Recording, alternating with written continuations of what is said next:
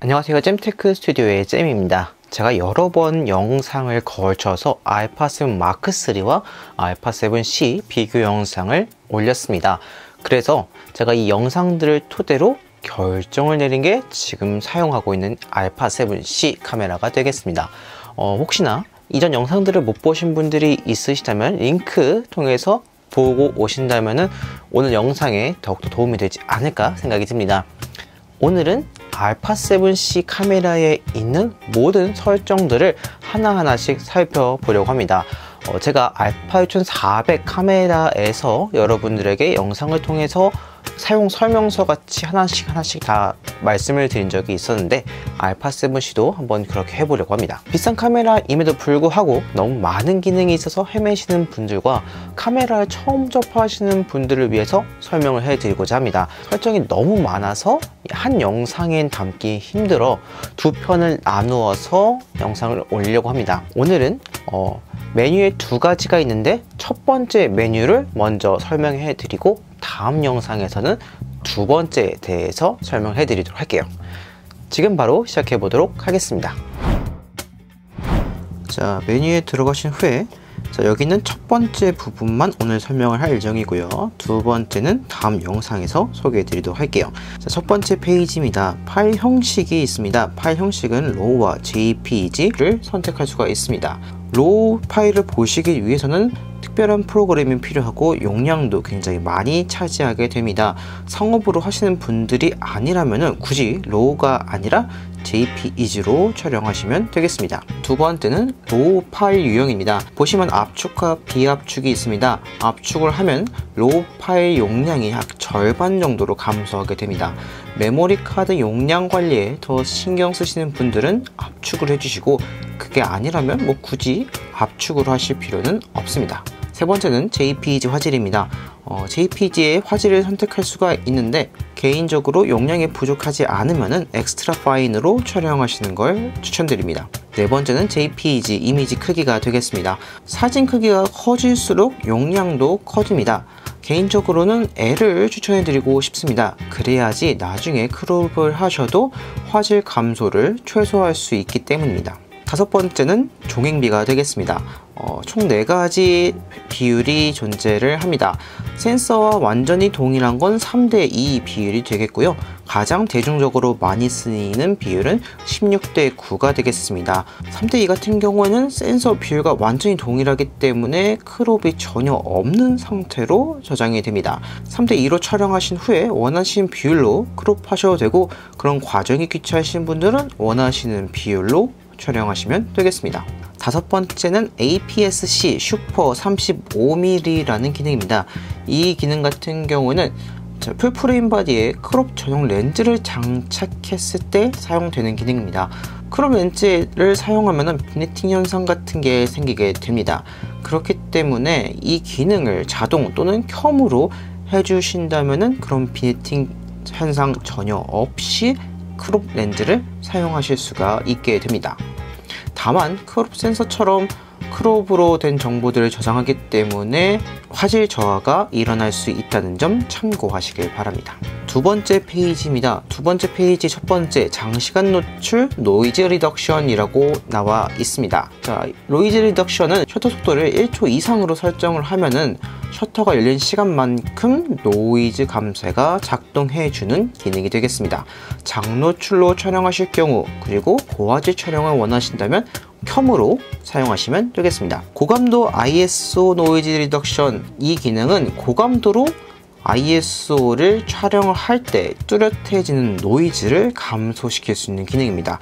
JPEG 파일 형식에서만 지원이 되고 RAW 파일 형식에서는 지원이 되지 않습니다. 색 공간은 총 sRGB, 어도비 RGB 두 가지가 존재를 하는데요. 어도비 RGB는 색 영역이 더 넓어지게 되지만 이 기능을 지원하지 않는 디바이스에서는 제대로 지원되지 않으니까 일반적으로 sRGB가 가장 무난한 색 공간이 되겠습니다. 렌즈 보정은 카메라에서 마운트된 렌즈를 자동으로 인식해서 최소한의 보정을 지원해주는 기능이 되겠습니다. 웬만하면 다 자동으로 해주시는 걸 추천드립니다. 세 번째 페이지입니다. 드라이브 모드라고 되어 있습니다. 사진 촬영할 때 지원되는 기능이 될 텐데요. 여기서 단일 촬영, 연사 같은 걸 설정할 수가 있습니다. 자, 연사 같은 경우는 스피드를 조절할 수 있고요. 타이머도 가능합니다. 타이머에 그다음에 연속 사진 기능도 가능하고요. 브레이킹 모드라고 해서 서로 다른 노출로 지정된 수의 이미지를 연속적으로 촬영해주는 기능이 있습니다. 자, 그 다음에 브레킷 설정. 아까 드라이브 모드에서 보여드렸던 브레킷에 대한 설정을 할 수 있는 메뉴가 되겠습니다. 브레킷을 조금 더 자세히 설명해 드리면 노출의 기본에서 어둡게 그리고 밝게 자동으로 변경해서 복수의 이미지를 촬영하는 걸 말합니다. 촬영 후에 목적에 맞는 이미지를 선택할 수도 있는데요. 여기서는 그 촬영에 대한 설정을 할 수가 있게 되겠습니다. 노출 환경이 쉽게 제어되지 않는 상황에서 사용하신다면은 굉장히 유용하게 사용할 수 있는 기능이 되겠습니다. 자, 그 다음 간격 촬영 기능이 되겠습니다. 이 기능은 타임랩스 기능이 될 텐데요. 여기서 설명하기에는 너무나 시간이 부족해서 제가 따로 영상을 만들어 둔 적이 있습니다. 그 영상을 보신다면 조금 더 쉽게 이해하실 수 있을 거라고 생각이 듭니다. MR 호출, MR 메모리 기능이 있습니다. 지금 알파7C에서는 여기 메뉴 속에 들어가게 되었는데요.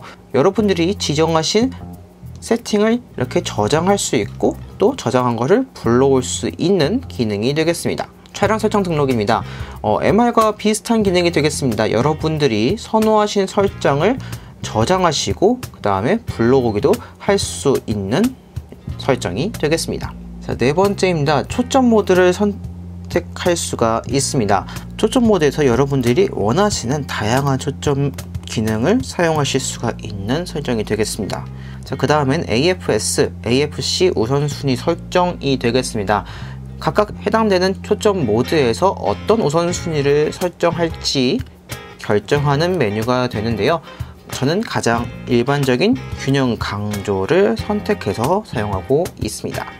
자, 그 다음엔 초점 영역을 선택할 수가 있습니다. 다양한 초점 영역들이 있는데 여러분들이 상황에 맞게 원하시는 초점 영역을 선택할 수가 있게 되겠습니다. 초점 영역 제한입니다. 사용하지 않는 초점 모드를 체크를 해주시면은 초점 모드에서 제외된 상태로 나옵니다. 사용하지 않는 모드를 비활성해 주시면 조금 더 빠른 전환을 할 수가 있게 되겠죠. 그 다음에는 버티컬 호리젠탈 AF 영역 전환이 되겠습니다. AF 위치 전용으로 하시면은 카메라의 위치에 따라 가로, 세로 전환이 됩니다. 다섯 번째 페이지입니다. AF 보조각입니다. 자, 이렇게 활성화 시 반 셔터 탈 때 빨간불이 들어오게 됩니다. 아주 약한 빛이 나와 어두운 곳에서 피사체를 확인할 수 있게 해주는 기능인데 저는 개인적으로 선호하지 않아서 끔으로 사용해 두고 있습니다. 자, 얼굴, 눈, AF 설정입니다. AF에서 조금 더 세밀하게 설정할 수 있는 기능인데 그 중에서 얼굴 인식과 관련된 설정들입니다. 이렇게 켬으로 해두시면은 카메라가 얼굴 또는 눈을 인식해서 빠르게 AF가 될 수 있도록 도와줍니다. 개인적으로 이렇게 설정하시는 게 가장 무난하지 않을까 생각이 드네요. AF 추적 감도입니다. 추적 감도를 여기서 설정을 할 수 있는데 빠른 피사체를 촬영하신 게 아니라면 굳이 민감도를 높이실 필요는 없다고 생각합니다. 너무 민감하면 필요 이상으로 초점을 맞출 수 있기 때문에 2와 4 사이에서 여러분들이 설정을 하시면 좋을 거라고 생각이 드네요. 그 다음에 AF 조리개 드라이브가 되겠습니다. 자동 초점 추적 성능을 우선하거나 무음을 우선하기 위해 조리개 구동 시스템을 변경할 수가 있게 되겠습니다. 조용함 우선으로 설정을 하신다면 초점 속도가 느려질 수 있는 점 참고하시길 바랍니다. 자, 그 다음에 반셔터 시 AF, 말 그대로 반셔터를 할 경우에는 자동으로 초점을 맞춰주는 기능인데 무조건 켬으로 해두시고 사용하시길 바랍니다.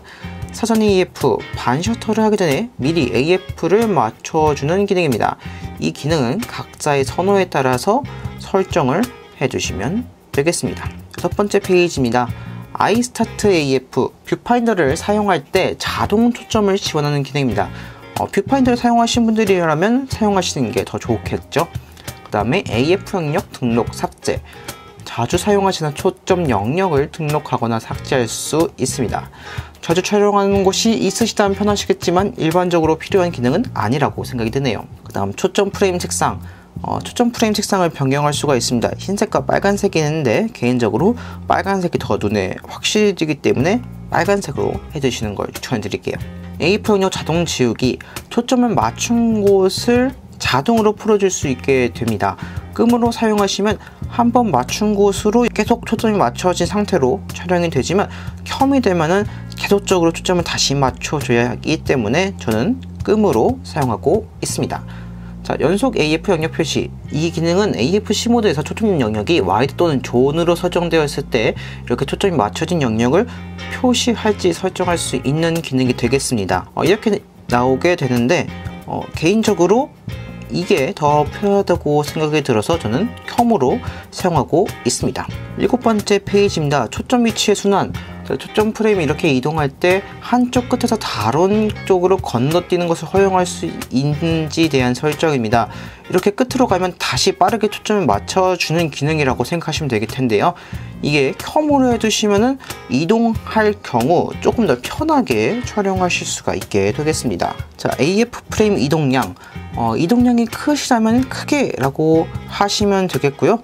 그렇지 않을 경우 그냥 일반적인 표준이 무난하다고 생각이 드네요. AF 미세 조정. 자, 미세 조정할 수 있는 기능이지만 거의 사용하실 일은 없을 거라고 생각이 드네요. 자, 8번째 페이지입니다. 노출 보정. 자, A 모드에서 사용할 수 있는 노출 보정 기능입니다. 그런데 굳이 이렇게 메뉴에서 들어와서 사용하시 마시고, 자, 여기에 있는 이 다이얼을 이용해서 사용하신다면 조금 더 편하게 사용하실 수 있다는 점 참고하시길 바랍니다. 자, 그 다음에 EV 보정 재설정. 자, 전원을 껐다 켰을 경우에 설정한 노출 보정 값을 유지할 수 있는 기능입니다. 자, 편하신 대로 사용하시면 되겠습니다. ISO 설정입니다. 들어가셔서 여기 있는 ISO 범위 제한을 최소와 최대를 50 그리고 204,800까지 설정을 해주신다면 모두 사용할 수 있게 됩니다. 최소 속도는 P 또는 A 모드에서 얼마나 빠르게 ISO가 변할지 선택하는 기능인데 개인적으로 너무 빠르게 변하는 건 불편하니까 일반적인 표준이 가장 무난하다고 생각이 드네요. 측광 모드입니다. 여기서는 여러분들이 원하시는 측광 모드를 선택할 수가 있게 되겠습니다. M 측광에서 얼굴 우선. 자, 측광 모드가 다중으로 되었을 경우에 얼굴의 토대로 밝기를 측정하는 기능입니다. 인물 촬영이 많으신 분들에게는 조금 더 유용한 기능이 되겠죠. 스팟 측광 위치입니다. 초점 영역에서 플렉시블 스팟이라는 말이 들어간 모든 초점 모드에서 지원되는 기능인데 중앙은 초점과 상관없이 중앙의 밝기에 따라 조정이 되는 거고, 초점 위치 링크는 맞춰진 초점에 대해서 노출이 측정이 됩니다. 그래서 저는 개인적으로 초점 위치 링크가 조금 더 유용할 거라고 생각이 드네요. 9번째 페이지입니다. 자, 노출 간격입니다. 노출 간격을 셔터 속도와 조리개 및 노출 보정 값에 대한 설정 간격을 선택할 수 있는데 이거는 여러분들이 원하시는 대로 설정하시면 되겠습니다. 일단 반 셔터 시 AEL. 자, 반 셔터 시 노출 값이 고정될지 설정하는 기능인데 개인적으로 노출 고정이 좀 더 편하다고 생각이 들어서 저는 켬으로 사용해두고 있습니다. 노출 표준 조정. 측광마다 적정 노출을 조정하는 기능인데, 자, 이렇게 보시다시피 일반적으로 조정이 필요하지 않다고 나와 있으니까 안 하시는 걸 추천해 드립니다. 10번째 페이지입니다. 10번째 페이지는 모두 플래시에 관한 설정이 되겠습니다. 플래시 기능을 사용하시는 분들이 아니시면 넘어가셔도 되겠습니다. 자, 여기선 플래시 모드를 선택할 수가 있고요. 그 다음에는 플래시 보정, 플래시의 광량을 설정할 수가 있습니다. 노출 보정 설정, 노출 보정 값을 적용해서 플래시광, 주변광을 제어할지 설정하는 기능이 되겠습니다. 무선 플래시를 사용하시는 분들은 켬으로 사용해 두시면 되겠죠. 접목 현상 감소, 플래시로 인해 생기는 접목 현상을 감소해주는 기능입니다. 무조건 켬으로 해두신 걸 추천드립니다. 외부 플래시 설정, 외부 플래시를 사용하실 때 사용할 수 있는 기능이 되겠습니다. 일반적으로는 비활성화가 되어 있는 상태입니다. 11페이지입니다. 화이트 밸런스입니다. 여기서는 여러분들이 원하시는 화이트 밸런스를 선택할 수가 있게 되겠습니다. AWB 우선순위 설정. 자, AWB는 오토 화이트 밸런스의 약자인데 여기서 어떤 색조를 선택할지 여러분들이 정하실 수가 있게 되겠습니다. 표준은 그냥 카메라가 자동으로 색조를 조절하고요. 분위기는 광원에 따라서 흰색은 과거에 색 온도가 낮을 때 백색을 재현하는 걸 우선순위로 두고 있습니다. 자, 디아로 자동 HDR 기능입니다. 이 기능 같은 경우에도 너무나 좋은 기능이라서 제가 추가적인 영상을 만들어 놓았습니다. 이 영상을 참고하신다면은 진짜 사진 더 멋있게 찍으실 수 있게 되겠습니다. 자, 그 다음 마이 스타일. 여러분들이 원하시는 다양한 스타일들을 설정할 수가 있는 기능이 되겠습니다.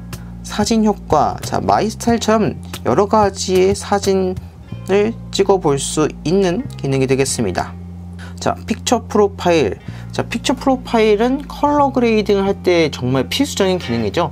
자, 이렇게 사용하시면은 이렇게 색이 빠진 느낌의 촬영이 이루어지는데, 이럴 경우 후보 보정을 할 때 다양한 색감을 더 효율적으로 넣을 수 있는 기능이 될 텐데요.